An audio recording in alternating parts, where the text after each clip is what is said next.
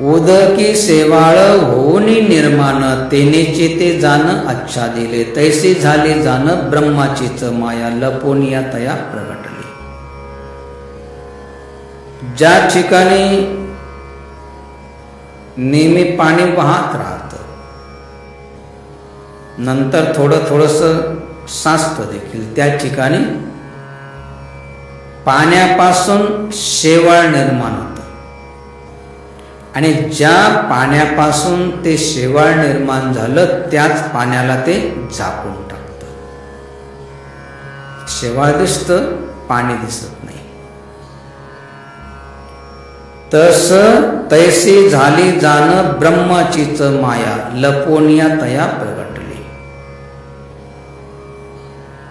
ब्रह्मापासून ही माया निर्माण झाली आणि ब्रह्मालाच झाकून टाकलं.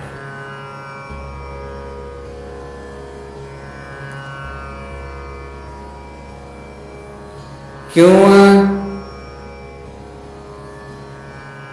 ही जी माया आहे, सत्य की असत्य, सत्य म्हणो जरी मायेशी तत्वता तरी निश्चिताता चित्तची, असत्य म्हणता प्रत्यक्ष दिसत कोणीचा अंत घेऊ शके. बैनी माने माया सत्य न असत्य दोन्हीशी अतीत केवी घडे. सत म्हणो तरी नासे, असत म्हणो तरी आभासे. आधी असे पाठी नसे ऐसे नसे निजांगे.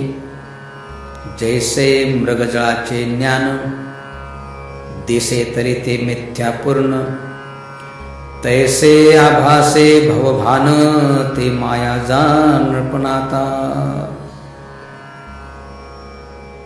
जसं जैसे मृगजळाचे ज्ञान दिसे परी ते मिथ्यापूर्ण. मृगजळ म्हणजे जळ्या, पाण्यासारखं दिसतात, असं वाटतं की पाणी वाहत आहे, पण तिथं पाणी नसतं, ते सर्व मिथ्य असतं. किंवा गगनी गंधर्व नगरे दिसतात ती नाना प्रकारे, नाना रूपे नाना विकारे तैसी माया. अशी जी माया आहे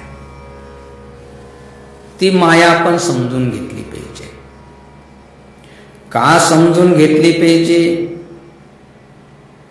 तर मायेचा प्रभाव ज्यांच्यावर ते पडतो त्या जीवाची अवस्था कशी होते. माया का भ्रमाया कहे, अधर्म को धर्म ज्ञानी जन को य कहे, आपण समझे मर्म. हे सर्व विस्तारानं एवढं समजून सांगण्याचा उद्देश काय आहे? जो माया जाळामध्ये गुंतला असेल किंवा मायेनं भ्रमित झाला असेल, माया का भ्रमाया कहे अधर्म को धर्म. जे धर्म आहे त्याला अधर्म समजतो, जे अधर्म आहे त्याला धर्म समजतो, जे सत्य आहे त्याला असत्य मानतो, जे असत्य आहे त्याला सत्य मानतो. त्याच्यामुळे त्याची दुर्गती होते. बरं, एखादा ज्ञानी समजावला जर गेला, ज्ञानी जन को यह कहे आपण समझे मर्म. तुम्हाला नाही का कळत हो? असं का होतं? तर मायेमुळं, मायेच्या प्रभावामुळं. मायाने सजीव से दिया सुपंथ छुड़ाए, अनेक भोग सन्मुख धरे इनमें लिया फसाए. यह माया विष बेल है अनेक रंग फल दे, जो भूले सेवन करे उसके प्राण हरले. अशी दुर्दशा होते. कशामुळं? तर मायेमुळं. म्हणून ही माया जी आहे समजून घेतली पाहिजे. आतापर्यंत हे जास्त आपल्याला नसेल समजलं, तर आता थोडंसं सोप्या भाषेमध्ये,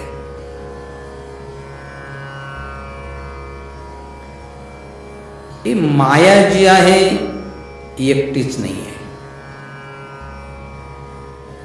मायेचं मोठं कुटुंब आहे. हे सर्वच सर्व कुटुंब जीवाच्या पाठीमागं लागतं. आणि जर का पाठीमागं लागलं तर त्याची दुर्दशाही दुर्दशा होते. म्हणून या मायेपासून निर्लिप्त राहिलं पाहिजे. ही जी माया आहे, तिचं जे कुटुंब आहे, हे जीवाच्या पाठीमागं लागल्यानंतर काय होतं?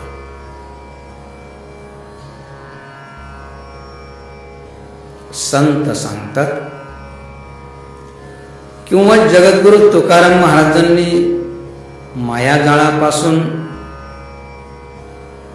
आपण मुक्त व्हा, नको नको मना गुंतू माया जाळे. आणि गुंतल्यानंतर काळाला जवळे ग्रासवया. हे सर्वच सर्व मायेचं कुटुंब मायाजाळामध्ये जे गुंतलेलं आहे त्याच्या पाठीमागं लागतं. आणि मग काय होतं?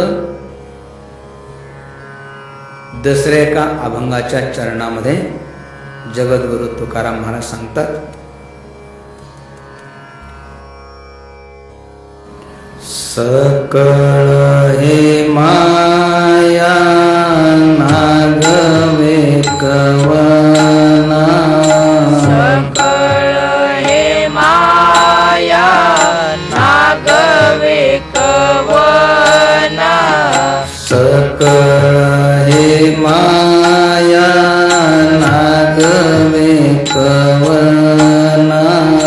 सकळ हे माया नागवे कवना. भांबविले जना दाही दिशा. भांबविले जना दाही दिशा. भांबविले जना दाही दिशा.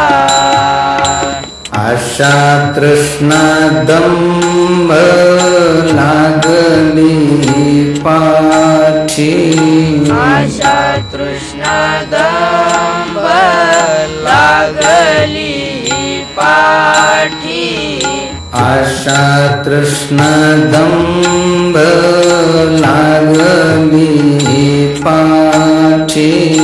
आशा तृष्णा दंभ लागली पाठी.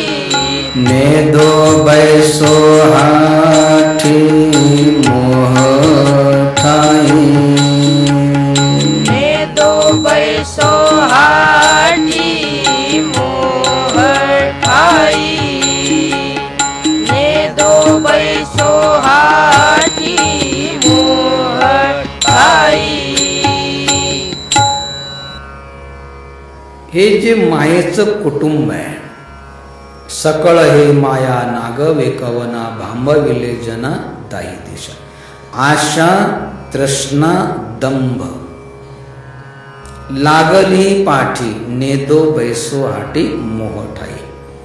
हे जे आशेचं मोठं कुटुंब आहे, तृष्णा आहे, दंभ आहे, मोह आहे. अजून त्या कुटुंबामध्ये कोण कोण आहे? तर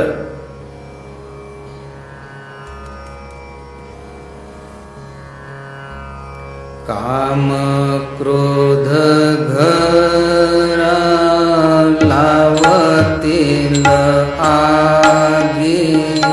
काम क्रोध घरा लावतील आगी.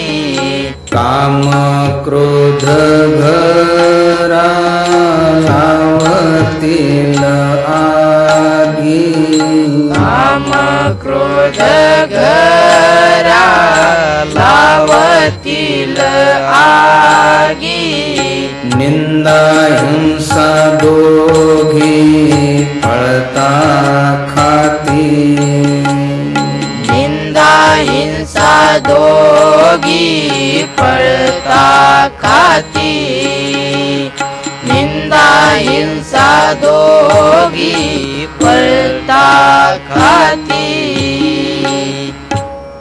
काम क्रोध घरा लावती लागे काम आणि क्रोध जे नरकाचे द्वार आहे हे घराला अग्नी लावतात घराला म्हणजे देहरूपी घराला काम क्रोध घरा लावतील आगी आणि निंदा हिंसा दोघी पळता खाते चालता चालता मायेच्या अधीन झालेले हिंसा करत राहतात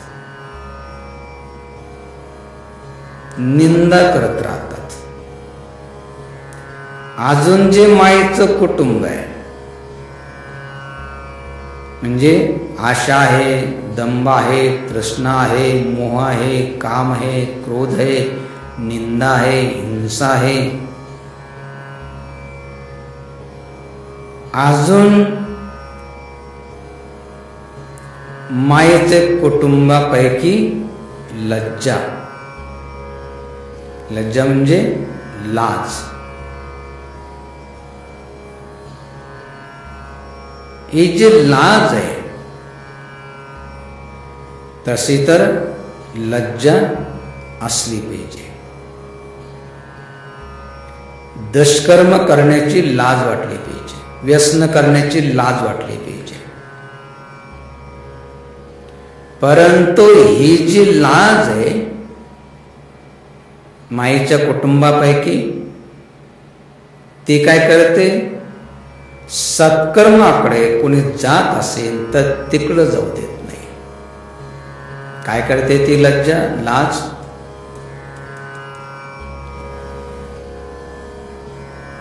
लाज पुढे उभी राहिली आडवी लाज पुढे उभी राहिली आडवी लाज पुढे उभी राहिली आडवी लाज पुढे उभी राहिली आडवी ते करी गाढवी थोर घात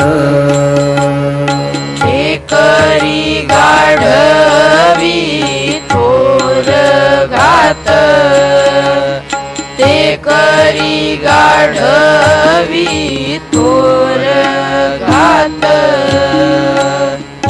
ही जी लाज आहे लाज पुढे उभी राहिली आडवी आणि ते करी गाढवी थोर घात सत्कर्माची लाज चांगल्या कर्माची लाज जो मायेच्या अधीन झाला त्याला वाटते दुष्कर्म करण्याची लाज नाही वाटत आता सांगितलं की व्यसन करण्याची लाज नाही वाटत चांगल्या कर्माची लाज वाटते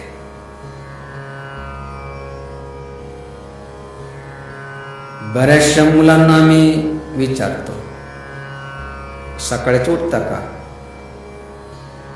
मान हलवतात नाही आईवडिलांचं दर्शन घेता का त्यांना म्हटलं का बरं ते म्हणतात आम्हाला लाज वाटते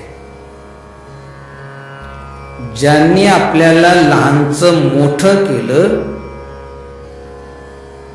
त्या आईवडिलांची सेवा करण्याची त्या आईवडिलांचं दर्शन घेण्याची लाज वाटते व्यसन करण्याची लाज नाही वाटत शिव्या देण्याची लाज नाही वाटत मारामारी करण्याची लाज नाही वाटत,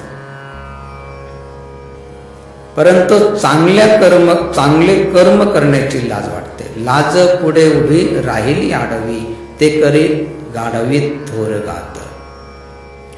आणि अजून एक जे मायेचं कुटुंबापैकी जी आहे ती म्हणजे चिंता.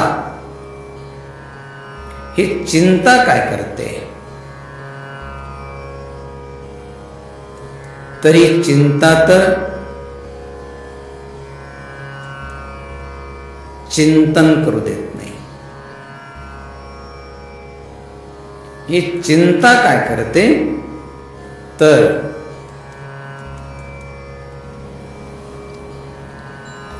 तुका म्हणे चिंता घाली गर्भवासी. तुका म्हणे चिंता घाली गर्भवासी. तुका म्हणे चिंता घाली गर्भवासी. तुका म्हणे चिंता घाली गर्भवासी.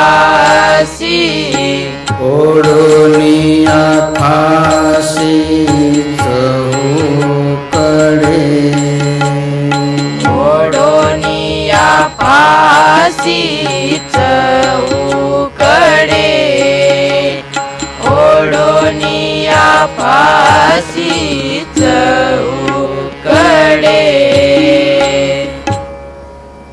तुका म्हणे चिंता घाली गर्भवासी आणि ओढून या फासी चोहूकडे.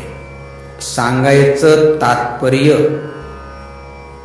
की हे जे मायाजाळाचं मोठं कुटुंब आहे ते जीवाची सर्व दुर्दशाही दुर्दशा करते.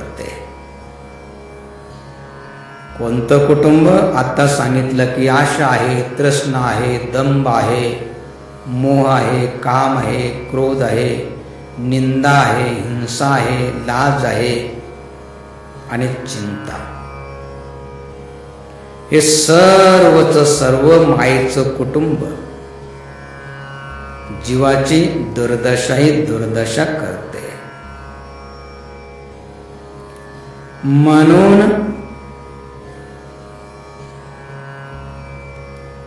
संत उपदेश करतात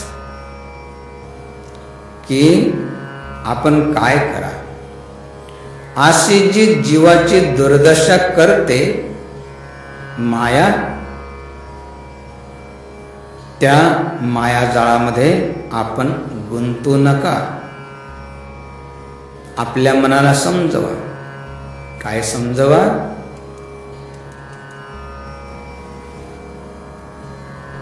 नको नको मना गुंतू माया जाळी. नको नको मना गुंतू माया जाळी. नको नको मना गुंतू माया जाळी. नको नको मना गुंतू माया जाळी. काळ आला जवळी ग्रासवया. काळ आला जवळी ग्रासवया. काळ आला जवळी ग्रासवया. संत मनाला उपदेश करतात. आपणही मनाला उपदेश करा. काय करा की नको नको मना गुंतू मायाजाळी. आणि मायाजाळामध्ये जो गुंतो त्याला काळ खातो. काळा आला जवळी ग्रासवया. जसं सशाचं जाळं, कोळ्याचं जाळं, हरणाचं जाळं ज्यांनी ते जाळं पसरून ठेवलं त्या जाळ्यामध्ये जेही अडकतात त्या सर्वांना ज्यांनी ते जाळं पसरलं ते खाऊन घेतात. तसं काळानं एक जाळं पसरलेलं आहे. कोणतं? माया जाळ. आता त्या जाळ्यामध्ये तेच अडकतात. कोण? की ज्यांच्या लक्षातच येत नाही की ते जाळ आहे, तेच अडकतात. जर का कळालं इथं जाळं पसरलेलं आहे तर ते तिथं अडकणारच नाही, फसणारच नाही, त्यांची दुर्गती होणारच नाही. आता सशाचं जाळं, हरणीचं जाळं आपल्याला दिसतं, त्यांना नाही दिसत आणि म्हणून ते फसतात. तसं हे जे काळानं मायाजाळ पसरून ठेवलेले तर त्या मायाजाळामध्ये जोही गुंतो काळा आला जवळी ग्रासवयाला, त्याला काळ खाऊन घेतो. म्हणून आपण मायाजाळामध्ये गुंतलेले तर नाही ना? तपासून घ्या सर्वांनी. जर मायाजाळामध्ये गुंतले असाल तर लगेच काळ खाण्याच्या पूर्वी आपण आपली सुटका करून घ्या.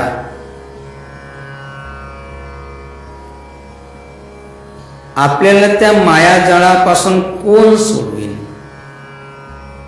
हे सांगितलं, आपल्याला सांगितलं जाईल, परत सांगितलं जाईल. परंतु सर्वात पहिलं हे समजून घ्यायचंय की आपण मायाजाळामध्ये गुंतलेले तर नाही ना? आता काहीच्या मनामध्ये प्रश्न निर्माण होईल की मायाजाळामध्ये गुंतलेले आहे किंवा नाही, मायाजाळामध्ये आम्ही गुंतलेलो आहोत किंवा नाही, कसं कळायचं? सर्वांना सहसा कळत नाही, परंतु काही ईश्वराच्या कृपेनं, काही संताच्या कृपेनं काहींना कळतं. आणि ज्यांना कळालं त्यांनी भगवंताकडे प्रार्थना केली. जसं तुकाराम महाराजांनी शेवटच्या चरणामध्ये सांगितलं, तुका म्हणे तुझं सोडविना कोणी, एक चक्र पाणी वाचवून. भगवंताशिवाय कोणी सोडू शकणार नाही. म्हणून आता सांगितलं की पूर्वजन्मेच्या प्रारब्धामुळं, संचितामुळं, ईश्वराच्या, संताच्या, सद्गुरूच्या कृपाशीर्वादामुळं ज्यांना कळालं की मायाजाळामध्ये गुंतलेले, तर त्यांनी मायाजाळामध्ये गुंतलेल्याचे लक्षण सांगितले.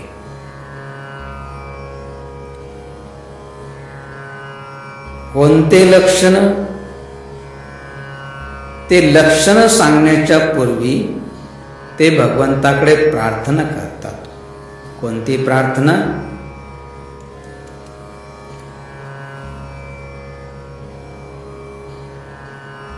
की हे प्रभू, आम्ही मायाजाळामध्ये गुंतलेलो आहोत, या मायाजाळापासून आम्हाला सोडवा, अशी प्रार्थना भगवंताकडे करतात. माया मोह जाळे गुंतलो से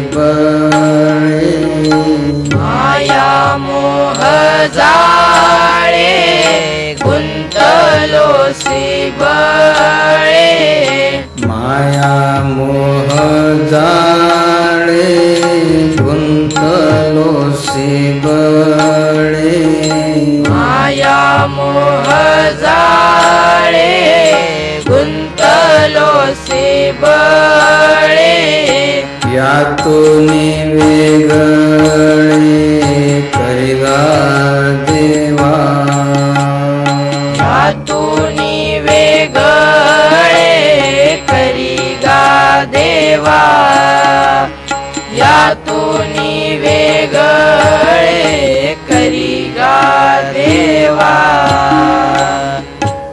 ईश्वराच्या संताच्या सद्गुरूच्या कृपाशीर्वादानं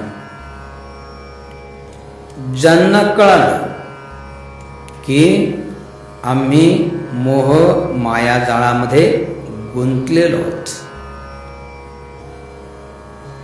किंवा जे माया जाळामध्ये गुंतलेले त्यांचं लक्षण कोणतं? प्रार्थना तर केली की माया मोह जाळे गुंतलोसी बळे यातून वेगळे करेगा देवा. माया मोह जाळामध्ये गुंतलेले याचं लक्षण काय? तर पहिलं लक्षण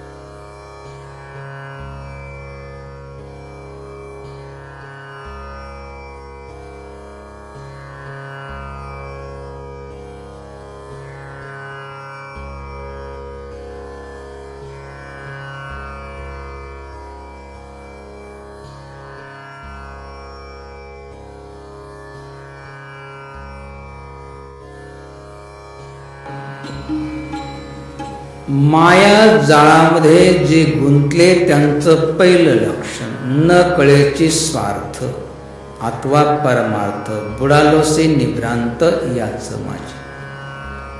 त्यांना स्वार्थही कळत नाही परमार्थही कळत नाही.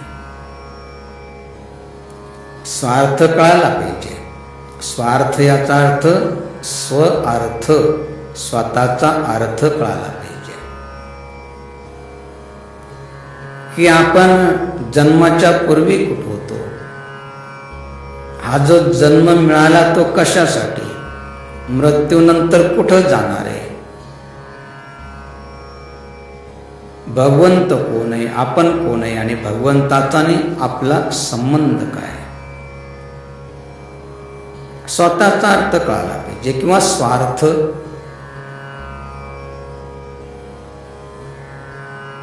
एका दृष्टीने जर बघायला गेलं तर सर्वात जास्त स्वार्थी कोण असेल तर संत आणि भक्त. यांच्यापेक्षा स्वार्थी या जगामध्ये कोणीच नाही. स्वार्थी म्हणजे सर्वात पहिलं विचार करतात की आपण तरलं पाहिजे. आपण तरले असेल तर आईवडिलांचा तरुणोपाय झाला पाहिजे, आईवडिलांचा उद्धार झाला पाहिजे. आईवडिलांचा झाला असेल तर कुळाचा झाला पाहिजे, कुळाचा झाला असेल तर गावाचा झाला पाहिजे, गावाचा उद्धार झाला तर भागाचा, तालुक्याचा, जिल्ह्याचा, राज्याचा, देशाचा.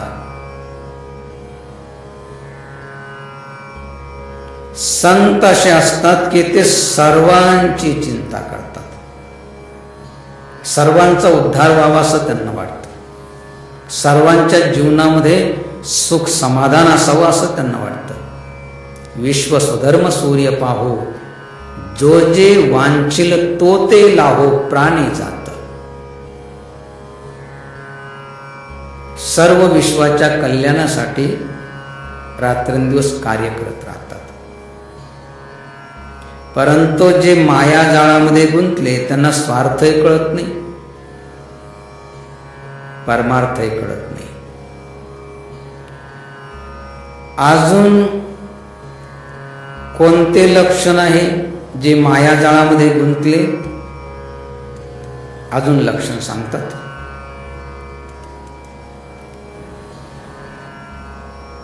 न कळेचे स्वार्थ अथवा परमार्थ,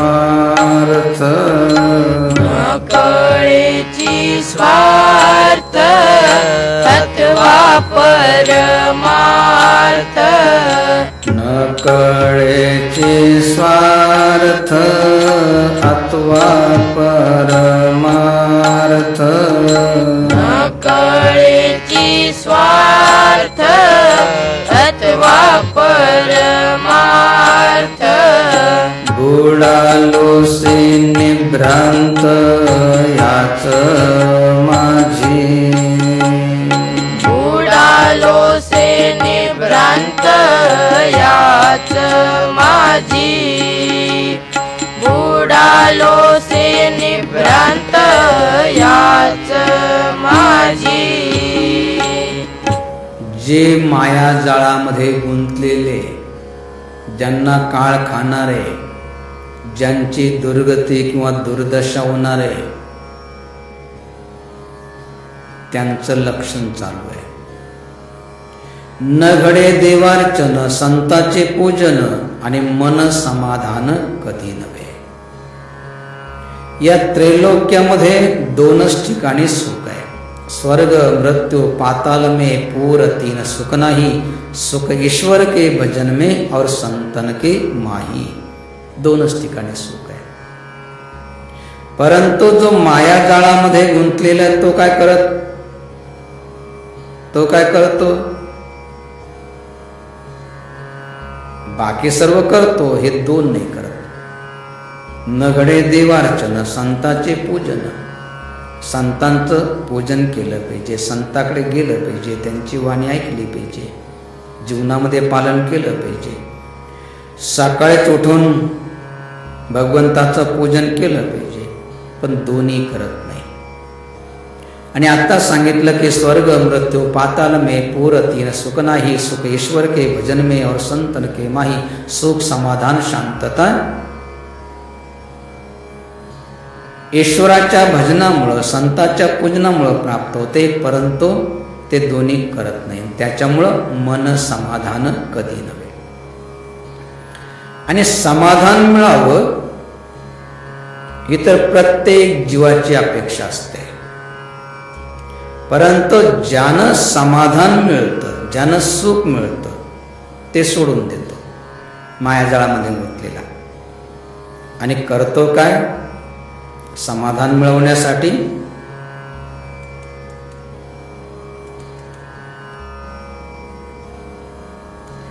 नसतेची छंद लागती अंगाशी, नसतेची छंद लागती अंगासी, नसतेची छंद लागती अंगासी, नसतेची छंद लागती अंगासी, तेने कसावीस जीव होय,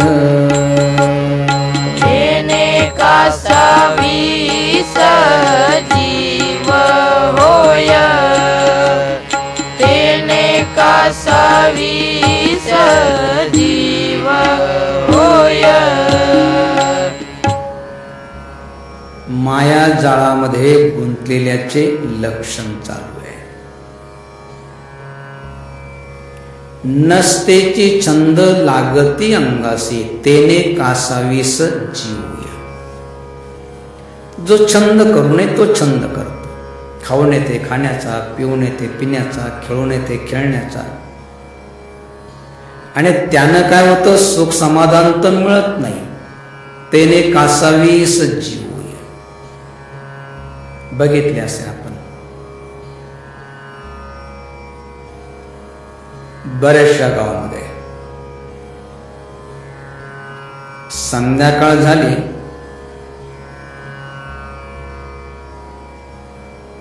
की ते भगवंताकडे जाऊन भगवंताचं चिंतन नाही करत. संध्याकाळ झाली की त्यांना एकच चिंता सतवते. कोणती? पिण्याची. की पिण्याची व्यवस्था कशी होईल. पितात म्हणजे दूध पितात त्यांची गोष्ट नाही चालली. हा, आलं लक्षात. हुशार आहे चांगले. जे मद्य पितात संध्याकाळ झाली की त्यांना एकच चिंता, कुठून का होईना, कशी का होईना, गंगेच्या पाण्याची पासून बनवलेली असो की नाल्याच्या किंवा गटाऱ्याच्या किंवा मोरीतून निघणाऱ्या पाण्यातून बनवलेली असो, कोणती का असो, सरकार मान्य, बिना सरकार मान्य, पहिल्या धारेची, दुसऱ्या धारेची, कोणती का होईना, पिण्याची व्यवस्था झालीच पाहिजे.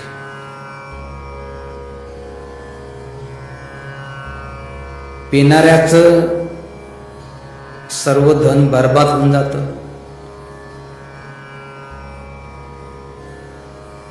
परंतु पिणं तर सुटत नाही. तो छंद लागला असतो पिण्याचा. आणि मग जो दिसेन त्याच्या पाठीमागच लागतो. कसंही कारण एखाद्या कपाची व्यवस्था करायची. ज्ञानी असेल, विवेकी असेल, विचारी असेल, धर्मात्मा असेल, पुण्यात्मा असेल, तो म्हणतो अरे आपली जात कोणती, आपला धर्म कोणता. आईवडिलांनी एवढं जमवलं होतं, कमवलं होतं, सर्व बर्बाद करून टाकलं आणि आता भिकाऱ्यासारखं मागत फिरतो. तुला काही लाज नाही वाटत. तो म्हणतो तुम्ही काही म्हणा पण तेवढी वास्तव करायचं. काही म्हणा म्हणतो, त्याच्या पाठीमागच लागतो. एखाद्याला तो राग, तो देतो एक लात ठेवून. तो म्हणतो तुम्ही एक लात तर मारलीच आहे, अजून एक मारा, परंतु तेवढी व्यवस्था करच. लाता खातो, बुक्क्या खातो, शिव्या खातो, पण त्याला लाज नाही वाटत. का? त्याला तो छंदच लागला असतो पिण्याचा.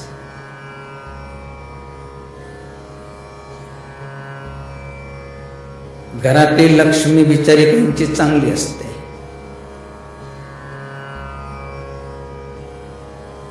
ज्याच्या घरी जाऊ नये त्याच्या घरी देखील जाते.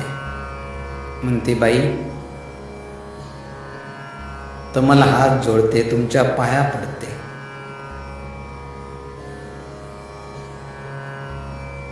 मला काहीतरी काम द्या. घरी मुलं उपाशी आहे, तिथे माऊलीकडून बघवल्या जात नाही. अंगावर ते अंग झाकेल असं चांगलं वस्त्र नाहीये. मुलांची देखील तेच हाल आहे. पोटभर जेवायला मिळत नाही. म्हणून ती म्हणते की बाई तुमच्या पाया पडते, हात जोडते, तुम्ही मला काम द्या. लागल्यास मजुरी थोडीशी कमी द्या आणि इतरापासून जेवढं काम घेतात त्याच्यापेक्षा मी जास्त काम करेन, परंतु मला काम द्या. ते काम शोधते, तिथं जाते. दिवसभर उपाशी ती माऊली काम करते. एखाद्या बाईने जर म्हटलं की बाई भाकर नाही आणली, घे थोडीशी. नको नको म्हणताना दिल्यानंतर हातामध्ये घास घेते, परंतु मुखामध्ये न घालता ते तसंच ठेवून देते. म्हणते बाई मुलं घरी उपाशी आहे, मी कसं काय जेवू. उपाशी तापाशी ती माऊली कमवून आणते. थोडं बहुत विचार करते की मुलांच्या मुखामध्ये 2 घास तरी जाते. तोपर्यंत याची उतरलेली असते. त्या माऊलीकडून तो हिसकावून घेतो, नाही दिलं तर तिला मारतो, पितो आणि कुठं तरी गटाऱ्यामध्ये रात्रभर लोळत राहतो. नशा उतरली, शुद्धीवर आला, बऱ्याचशा ठिकाणी असं दृश्य दिसतं. लक्षात येतंय की इकडं आपण लोळतोय आणि तिकडं डुक्कर लोळतंय. इथंच पडून राहावं तर ते ठीक नाही, घरी जावं तर घरी आता खाण्यासाठी नाही, पिण्यासाठी नाही, काय करावं? सांगायचं तात्पर्य की नसतेचे छंद लागती अंगासी, तेने कासावीस जीव होई.